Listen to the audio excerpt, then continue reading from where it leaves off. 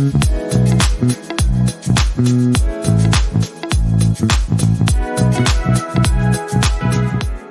teman-teman, kembali lagi di Getasi, satu cerita sejuta motivasi.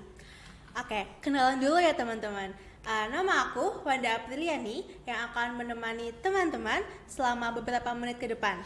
Tentunya di Getasi dong. Nah, di sini aku nggak sendirian teman-teman. Aku bersama narasumber yang keren banget. Oke, kita kenalan dulu nggak sih? Halo Kak, boleh nih sebutkan dulu namanya, jurusan, fakultas, dan juga angkatannya. Oke, halo teman-teman. Nama aku Sekar Haini Mutias, bisa dipanggil Sekar. Aku dari jurusan Sastra Inggris, saat ini lagi menjalani semester 6 dari Fakultas Ilmu Budaya angkatan 2022 gitu. Oke, kabarnya gimana nih Kak selama beberapa hari ke belakang? Apa aja kesibukan yang lagi dijalani nih? Oke, aku kabarnya baik. Kamu baik juga kah? Alhamdulillah aku juga baik dong. Oke, kesibukan aku beberapa bulan ini ya, maksudnya dalam semester 6 ini aku sibuk kuliah dan berbarengan juga aku magang gitu. Wih, magang, Iya. keren banget. Oke, jadi nih guys, for your information, Kak Sekar adalah salah satu mahasiswa yang pernah mengikuti program ISMA, yaitu Indonesian International Scholar Mobility Award. ISMA adalah salah satu program inisiatif dari Kemendikbudristek dalam kerangka Merdeka Belajar Kampus Merdeka. ISMA merupakan program pertukaran pelajar selama 1 semester di luar negeri. Oke, gimana kalau kita langsung tanya-tanya aja nih ke Kak Sekar terkait program ISMA ini? Siap nggak nih Kak? Siap. Oke, boleh sharing nih ke teman-teman tentang perjalanan Kak Sekar dari mulai pendaftarannya sampai kakak berangkat nih ke Hungaria. Oke, jadi mungkin pre-pendaftaran dulu ya. Aku memang udah tertarik banget itu buat ikut ISMA dari aku masih mahasiswa baru ya, masih cimit-cimit dan masih fresh itu aku udah FOMO melihat postingan-postingan di sosial media. Banyak banget tuh kakak-kakak tingkat yang ngeposting pengalaman mereka, kemudian sharing juga apa benefit yang mereka dapatkan, gimana hidup mereka di luar negeri gitu. Dan emang dari kecil aku emang punya kayak harapan atau mimpi gitu ya buat ke luar negeri, dan aku ngelihat ISMA itu sebagai opportunity. Tapi memang sempat bimbang juga sebelum akhirnya aku yakin daftar itu karena pada saat tahun aku ISMA itu buka kuota baru, yaitu kuota afirmasi khusus buat anak-anak KIPK gitu. Jadi seperti dapat special treatment gitu. Jadi aku merasa ini sih kayak panggilan sih menurut aku, inilah saatnya gitu. Jadi aku daftar dan surprisingly dari fakultas aku juga sangat membantu banget dalam prosesnya. Mereka nyediain kayak kelas-kelas gitu, terus mereka juga nyediain mocking interview, jadi sangat merasa terbantu gitu sih ceritanya kalau pre-pendaftaran. Ini langsung aja kah ke proses pendaftarannya? Boleh langsung. Oke. Selama pendaftaran, jadi pertama itu ISMA seleksi berkas, banyak banget yang harus submit ya, dan juga esai waktu itu. Nah, aku sempat struggle juga nih bikin esainya karena esai ISMA tuh lebih seperti ngulik diri kita gitu. Kita tuh struggle-nya apa sama perkuliahan, kita tuh pengen apa sih yang mau kita kasih juga gitu loh ke negara dan ke ISMA sebagai program gitu. Jadi aku sempat stuck gitu beberapa hari, kayaknya sampai 1 mingguan deh. Bener-bener kayak aku bingung sebenarnya apa sih yang mau aku tulis. Dan itu aku akhirnya banyak banget tuh konsultasi, ngobrol-ngobrol juga sama orang lain, sama teman-teman, cuma buat nyari sebenarnya siapa sih aku dan apa sih arti perjalanan aku selama ini kayak gitu. Dan alhamdulillahnya aku juga dibantu banyak nih sama kating-kating yang udah ISMA duluan, terus juga sama teman-teman, dan itu kayak ngeyakinin aku oke, kita lanjutin prosesnya, kita lanjutin proses nulisnya. Terus ada dosen juga yang bantu buat nyunting grammarnya, diperbaiki, kasih suggestion kayak gitu. Lalu surprisingly, dan aku bener-bener gak nyangka banget tuh lolos administrasi berkas. Dan saat itu ada tes kebangsaan yang aku bertepatan aku lagi di rumah sakit. Jadi aku sempat drop, aku sempat langsung rumah sakit, tapi nggak ada waktu lagi karena itu udah langsung kita dikasih jadwal gitu. Jadi aku ngerjain tes kebangsaan sambil diinfus di rumah sakit, aku kerjain, aku benar-benar kayak ya udahlah gitu, kalau misalkan ini nggak dapat karena kondisinya juga nggak enak mengenakan gitu, jadi ya udahlah. Tapi ternyata ada interview itu aku langsung menghubungi, ada Bu Laksmi namanya, itu yang membimbing aku dari tim ISMA FIB. Aku langsung walking interview sama beliau, aku juga walking interview sama Kadea, itu former ISMA dari Unsud angkatan sebelumnya. Dan aku juga sempet, kalau anak ISMA aktif di Twitter tuh biasanya mereka banyak banget dapat kayak siapa mau walking interview hari ini sama aku. Nah itu aku juga cari-cari kesempatan kayak gitu supaya aku tahu kayak gimana sih interview ISMA. Bahkan aku sempet dapet kayak list pertanyaan yang kira-kira akan ditanyain, dan itu kayak ada 200 pertanyaan, dan aku bener-bener kayak hah banyak banget gitu. Tapi ternyata pas aku interview ISMA-nya itu malah nggak ada yang keluar satupun yang aku udah latihan. Pertanyaannya bener-bener lebih mengulik aku sebagai anak sastra Inggris sih.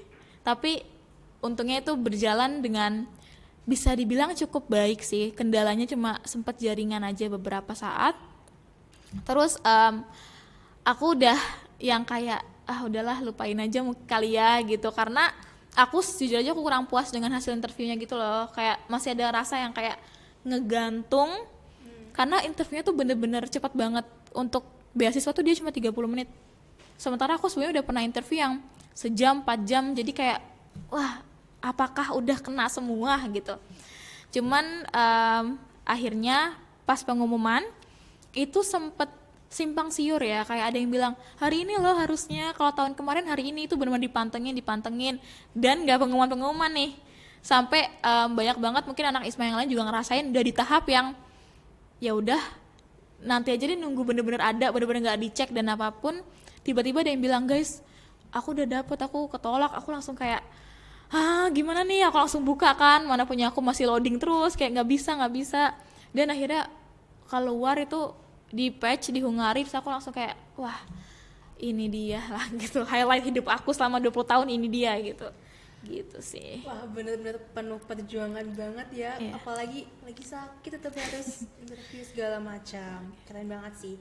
Dari perjuangan-perjuangan itu ada nggak sih Kak tantangan atau momen-momen berat selama kegiatan ISMA ini? Boleh Oke. diceritain, Kak? Mungkin kalau selama kegiatannya pasti culture shock tuh ada. Terus kalau aku lebih ke kesehatan sih, aku nggak tahan dingin sebenarnya. Terus aku pergi ke negara yang dingin nih gitu, jadi ada banyak banget momen dimana aku tuh mungkin nggak sakit badan, tapi kayak lebih nggak mau ngapa-ngapain, rasanya kayak keluar tuh nggak mau, bener-bener kayak di tahap yang wah nanti kalau keluar dingin banget, karena dinginnya tuh dingin yang aku nggak pernah merasakan dingin ini tentu sebelumnya ya. Jadi kayak sempet sih ada kayak down bangetnya tuh ada, tapi untungnya karena kita rame-rame di sana jadi saling menguatkan gitu loh, kayak saling kita udah sampai sini masa mau kalah sih sama shocknya itu, kayak ya akhirnya bisa bangkit lagi gitu. Tapi kalau sama pre-pendaftaran mungkin yang sakit itu sih, karena saat aku ISMA juga aku masih menjabat gitu ya di organisasi gitu, jadi dropnya itu yang bikin aku secara kesehatan fisik sakit, secara mental juga lagi nggak bisa produktif gitu. Oke, dari tantangan-tantangan itu ada nggak sih momen-momen dimana kakak tuh kayak patah semangat, overthinking atau yang lain, dan apa nih solusi kakak menangani itu semua gitu? Oke, pasti ada ya. Mungkin yang tadi aku udah jelasin juga. Nah itu tuh momen dimana aku patah semangat banget. Aku sempet ada di fase yang ngerasa oke, aku udah dapat ISMA, aku udah berangkat. Terus ketika aku ISMA aku ngerasa kayak udah nih, terus apa lagi? Ada momen kayak gitu loh, kayak apa sih sebenarnya gitu loh. Nah tapi yang bikin aku bangkit lagi ya karena satu, tadi yang aku bersyukur banget aku dikelilingin sama orang-orang yang suportif banget. Yang kedua adalah karena ya aku ngerasa aku nggak bisa berhenti di sini gitu loh. Oke, ini mungkin aku terlalu kesenangan gitu ya, kalau bahasanya terlalu kesenangan banget karena ini udah tercapai, tapi aku ngerasa kayak ya hidup juga nggak akan berhenti di sini, ini saatnya bikin goals baru gitu. Jadi yang bikin aku bangkit lagi ya dengan punya track lagi dalam hidup gitu loh, kayak oke ini udah ke checklist tapi ini tuh masih kecil, kayak masih pasti ada lagi yang lebih besar yang harus aku kejar kayak gitu. Oke, jadi tetap ada wishlist lain yang jauh Betul. lebih gede daripada itu yang bikin kakak kayak ya masa aku berhenti di sini gitu kan? Betul banget. Oke, nah Kak, gimana mengurutkan skala prioritas nih dari akademik, organisasi, sahabat atau teman, dan juga keluarga. Oke, ini aku agak bingung ya jawabnya sejujurnya. Cuman, oke, kalau awal-awal semester 1 sampai 4 aku bakal taruh organisasi dulu karena dulu tuh lumayan berat sebelahnya tuh kerasa ya. Aku malah kayak kuliah organisasi dan organisasinya tuh sastra Inggris gitu. Kerasanya malah kayak gitu. Cuman kalau sekarang akademik dulu sih karena aku maksudnya ini udah di akhir ya jalannya gitu. Terus tapi kalau misalkan in general aku bakal put non akademik, maksudnya yang kayak lomba-lomba gitu, baru organisasi, baru akademiknya itu sendiri. Nah, karena merantau ya, jadi sepertinya saya bakal taruh teman dulu nih di sini karena network itu kan penting juga gitu loh. Selama kita di sini kita punyanya sahabat atau teman, jadi ini penting juga buat ngulangin waktu buat ngobrol sama mereka, diskusi. Dan aku emang ada, karena aku ikut debat, teman-teman debat aku tuh kita sering banget ngumpul yang kita bahas apa sih isu yang lagi naik gitu beberapa belakangan ini, dan itulah yang bikin aku taruh sahabat dulu nih karena ini penting buat network aku juga. Baru yang terakhir itu keluarga gitu, karena bukannya kurang peduli ya, cuman keluarga aku juga tipe yang membebaskan gitu loh, kayak sedang sibuk apa, pilihannya apa, nggak apa dijalani aja dulu, yang penting tetap sesuai gitu ya dengan tridharma perguruan tinggi WIS. Dan yang pasti tetap bisa membawa hal positif Betul, gak sih ke betul, kakak? betul. Oke. Kak, ada nggak nih orang yang paling menginspirasi kakak sampai kakak tuh aku harus kayak gini, aku harus kayak beliau supaya aku bisa lebih baik lagi nih gitu? Ada nggak nih? Oke. Sebenarnya kalau kayak nyebut satu nama gitu mungkin aku kurang bisa ya, karena banyak banget yang kemudian menginspirasi aku buat mencapai hal ini gitu. Karena aku bener-bener look up banget, dan itu berganti orang-orangnya gitu. Mungkin pas kecil, atau bukan pas kecil ya, sampai aku SMA deh, itu mau dia Yunda sih. Aku bener-bener lihat journey dia banget gitu, dari dia di Oxford kemudian dia di Harvard. Aku bener-bener ngeliatin kayak oh kita bisa loh sebenarnya kuliah di sana gitu. Tapi realistically speaking ya, ketika aku udah masuk perguruan tinggi dalam negeri, aku ngerasa kayak oke, mungkin dia udah bukan, mau dia Yunda sudah kurang relevan lagi dengan journey aku yang sekarang aku di PTN gitu. Jadi aku banyak banget nyari-nyari orang yang tadinya di PTN tapi dia bisa kok tetap kayak exchange, atau mereka ada pencapaian yang bikin mereka ke luar negeri gitu. Tapi sebenarnya ya kalau yang bener-bener bikin aku wah aku harus kayak gini itu ibu aku sih. Jadi menurut aku ya, ini aku tuh kayak lagi menjalani apa yang beliau inginkan gitu loh. Nah gitu, jadi itu sih yang aku look up tuh beliau banget. Jadi apa yang beliau mau dan segala macam itu hal yang lagi aku kejar sekarang gitu. Keren banget ya, kayak sudah terlihat bahwa Maudy Ayunda ini menjadi inspirasi banyak orang. Betul. Boleh nih Kak kasih wejangan ke mahasiswa yang lagi semangatnya kuliah biar bisa mengikuti jejak kakak nih. Oke, buat teman-teman juga yang lagi semangat banget kuliah nih, mau kalian angkatan berapapun, aku cuma mau bilang kalau nggak ada yang mustahil gitu ya, nothing is impossible, semuanya tuh pasti bisa terwujud asalkan kalian tuh punya faith dalam diri kalian sendiri bahwa kalian tuh bisa dan kalian tuh mampu mencapai apapun dalam hidup gitu.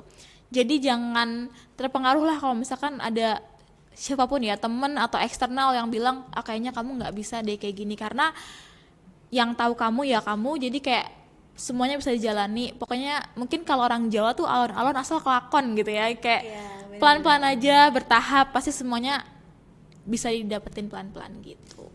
Jadi tetap harus semangat. Betul. Dari kritik-kritik itu dijadiin motivasi aja. Betul banget, harus. Jadi oke, diambil, tapi lebih kayak batu bara gitu. Jadi kayak ini yang jadiin bensin kalian gitu, buat kayak ngebuktiin bahwa aku pasti bisa nih suatu hari nanti gitu. Oke. Boleh nih Kak closing statementnya buat teman-teman. Oke, closing statementnya mungkin apa ya, buat teman-teman ya, pokoknya semangat kuliahnya, apapun yang kalian ingin kejar, nggak harus ISMA ya, mungkin ada yang dreamnya itu pengen magang atau pengen kerja di Big Four company atau di BUMN, mungkin kejarlah apa yang kalian inginkan dan kelilingi diri kalian sama orang-orang yang mengerti kalian, support kalian, dan aku yakin kalau kalian udah fulfill kedua itu pasti kalian jalannya akan mungkin gak akan mulus tapi kalian bakal baik-baik aja sih gitu. Aduh, oke. Thank you banget nih Kak Sekar. Thank you juga Wanda. Oke, sharing pengalamannya ke teman-teman terkait ISMA. Banyak banget ya teman-teman pengalaman-pengalaman yang bisa diambil dari Kak Sekar, dari motivasi-motivasinya Kak Sekar buat kita semua. Oke, boleh jargon dulu nih Kak. Oke, siap. Nanti kalau aku bilang getasi, kita satu cerita sejuta motivasi. Oke, siap. Oke, mulai ya Kak. Oke. Getasi, Satu cerita sejuta motivasi. Oke, thank you Kak Sekar. Thank you so much Wanda. Yay. Oke teman-teman, terima kasih. Sampai jumpa di episode berikutnya.